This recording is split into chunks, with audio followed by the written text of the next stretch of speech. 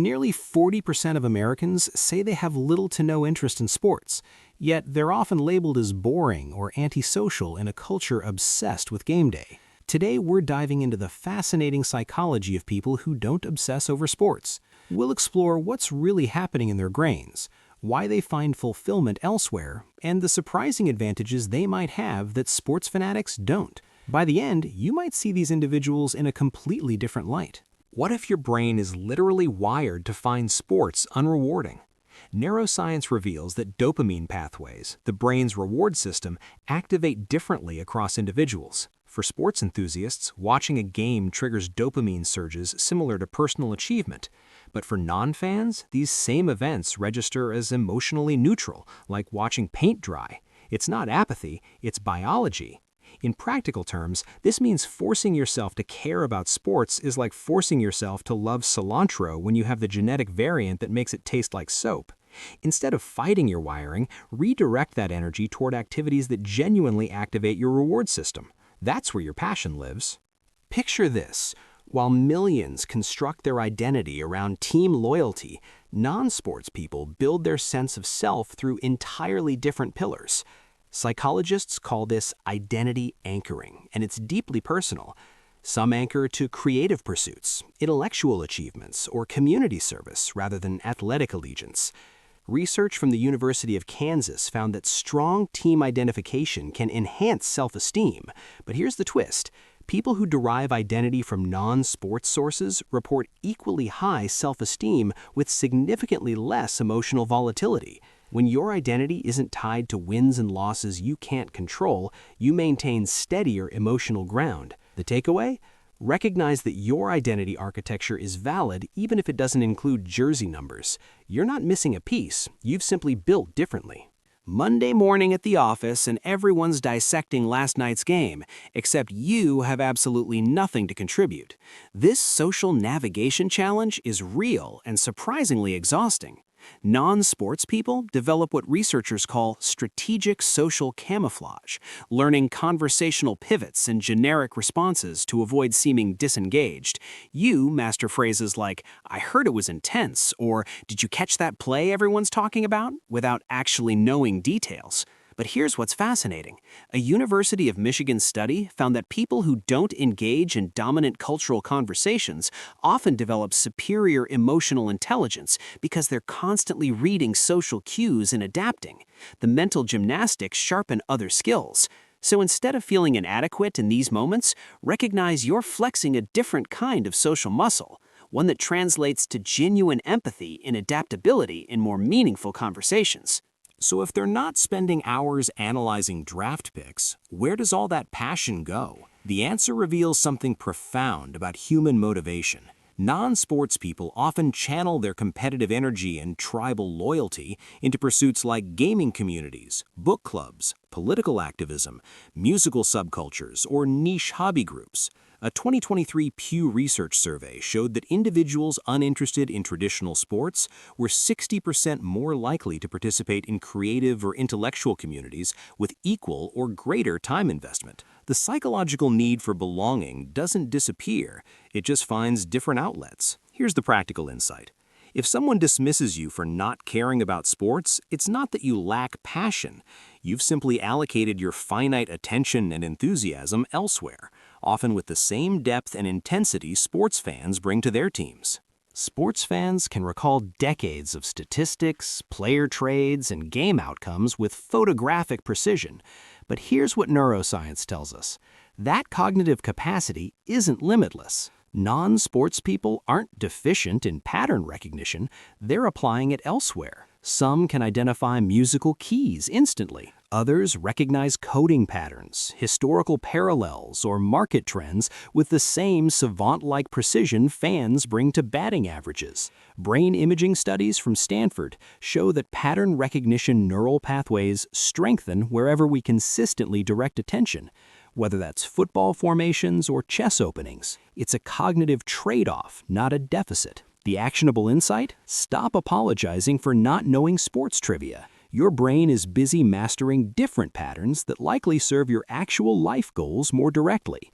That's strategic, not ignorant. Humans are hardwired for tribal connection. It's in our evolutionary DNA. Sports provide an instant tribe with built-in rituals, symbols, and shared emotional experiences. So how do non-sports people satisfy this fundamental need?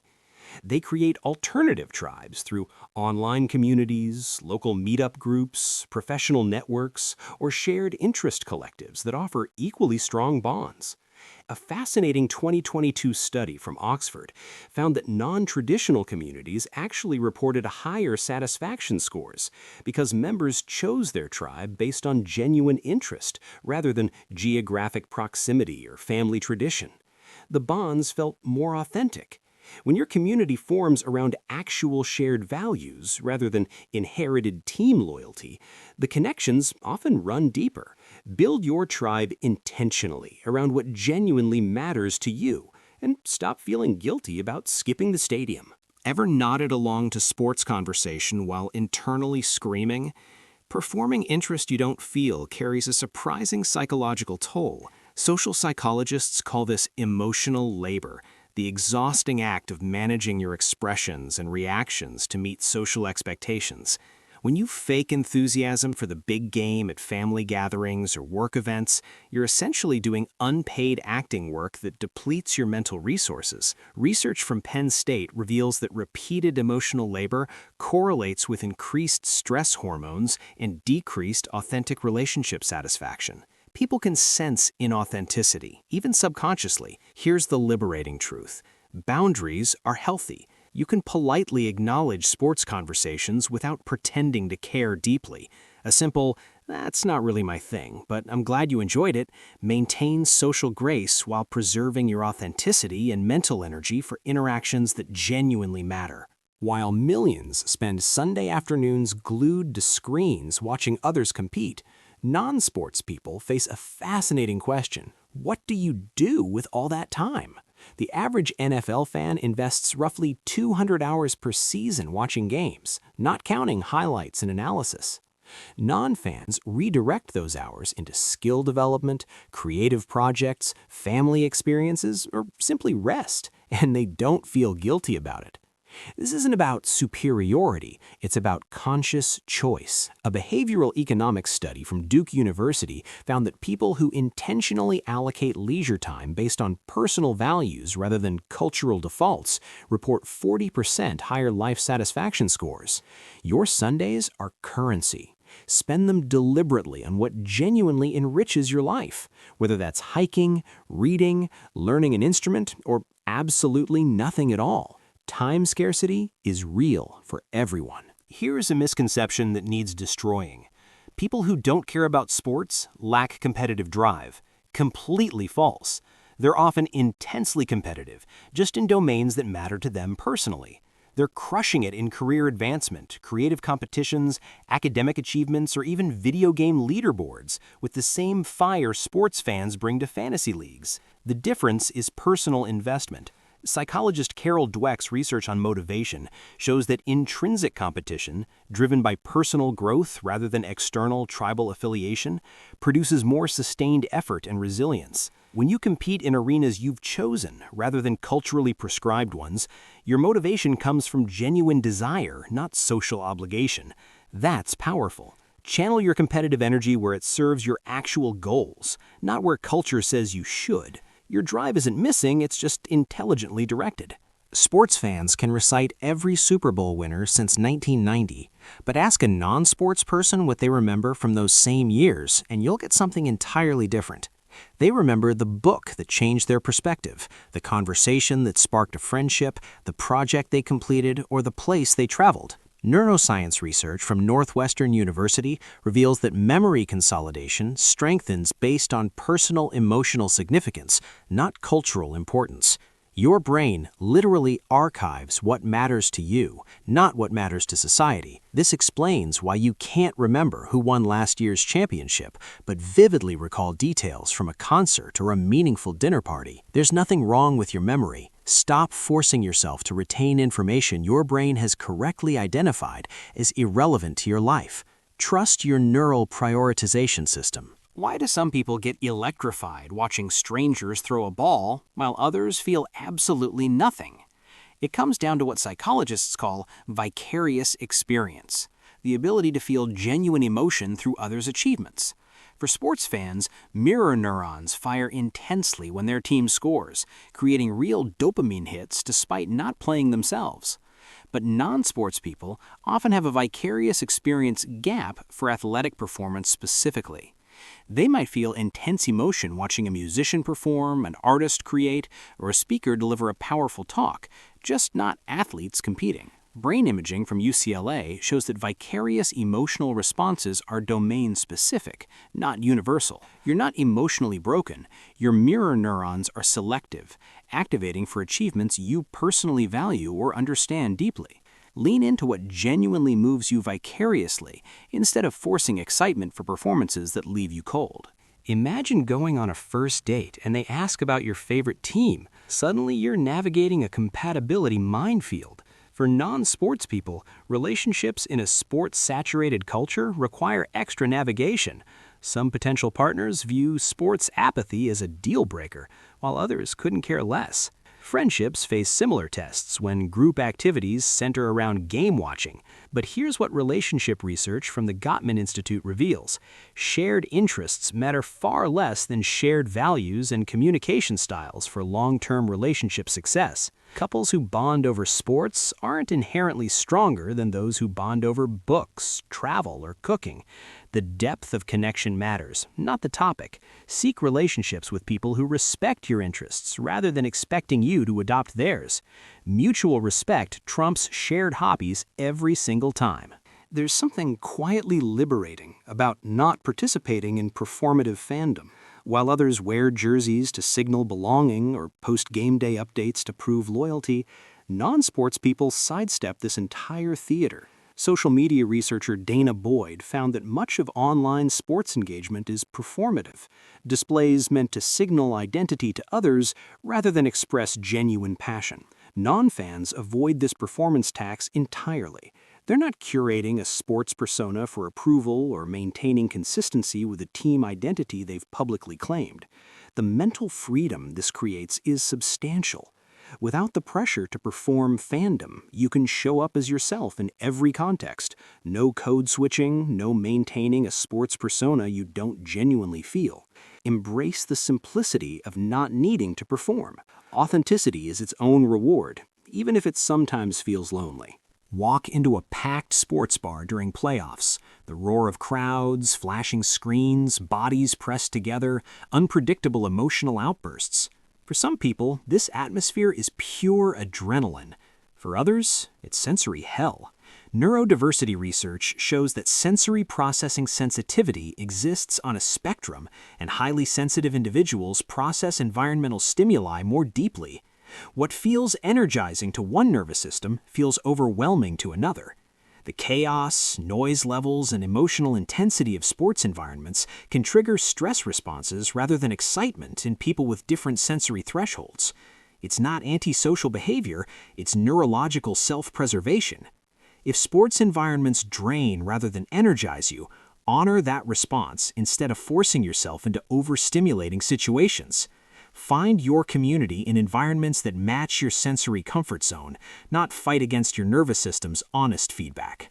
Something interesting is happening in media consumption patterns that validates the non-sports experience. Traditional sports viewership among people under 35 has dropped 30% in the past decade, according to Nielsen data, while engagement with niche content communities has exploded. Streaming platforms, YouTube creators, and specialized podcasts allow people to curate personalized content ecosystems without sports as the default cultural centerpiece. Gen Z is pioneering what researchers call interest fragmentation, where cultural cohesion happens in micro-communities rather than through mass shared experiences like sports. This shift means non-sports people are increasingly the norm, not the outlier. The future favors specialized passion over broad cultural participation. If you felt like an outsider for not caring about the big game, that feeling has an expiration date. Cultural fragmentation is creating space for everyone's interests to matter equally. Sports fandom is an emotional roller coaster. Ecstatic highs after victories, crushing lows after defeats, anxiety during close games. Non-sports people observe this cycle with genuine confusion. Why would anyone voluntarily attach their emotional state to outcomes they cannot control? The psychology here is fascinating. Research from Yale's Emotion Regulation Lab shows that people differ dramatically in their tolerance for externally driven emotional volatility. Some thrive on the intensity, others prioritize emotional stability.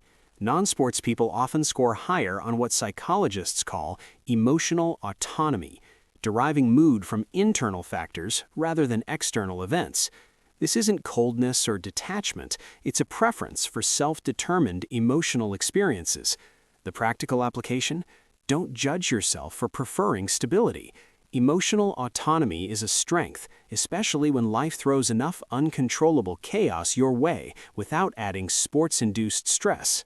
Let's demolish some persistent stereotypes about people who don't obsess over sports. They're not lazy, they're simply investing energy differently. They're not antisocial, they socialize around different activities. They're not uncultured, they're cultured in domains society values less publicly. They're not boring, they're interesting to people who share their actual interests. And most importantly, they're not broken or missing something fundamental about the human experience. Social psychologist Susan Fisk's stereotype research reveals that outgroups get labeled with deficit-based assumptions simply because they don't conform to majority behaviors. The truth is simpler. People have different interests, and that's not just okay, it's necessary for a functioning, diverse society. Stop accepting labels that frame your preferences as deficiencies. You're not the problem. The expectation of universal sports enthusiasm is. Here's something sports-obsessed culture rarely acknowledges. Not caring about sports creates space for developing other valuable skills. While sports fans master statistics and team dynamics, non-sports people often develop deeper expertise in their chosen domains because they're not splitting attention. They become more well-read, develop diverse creative skills, cultivate international perspectives through varied media consumption, or build technical proficiencies that directly advance their careers. MIT research on expertise acquisition shows that mastery requires thousands of hours of focused attention that non-sports people allocate to professional, creative, or intellectual pursuits. This compounds over decades into genuine expertise rather than recreational knowledge. The advantage isn't obvious in casual conversation at parties, but it's substantial in life outcomes. Your hours matter. Investing them in skills that serve your goals rather than cultural expectations is strategic living. So what have we learned about people who don't obsess over sports? They're not missing a crucial piece of humanity, they're simply wired differently, with brains that light up for alternative pursuits. From dopamine pathways to sensory processing, from identity formation to time allocation, their psychology reveals something important. There are multiple valid ways to experience community, competition, and passion. The cultural dominance of sports has convinced many non-fans that something's wrong with them, but the science tells a different story. You're building identity through different pillars, investing time in personally meaningful pursuits, and developing expertise in domains that actually serve your life goals.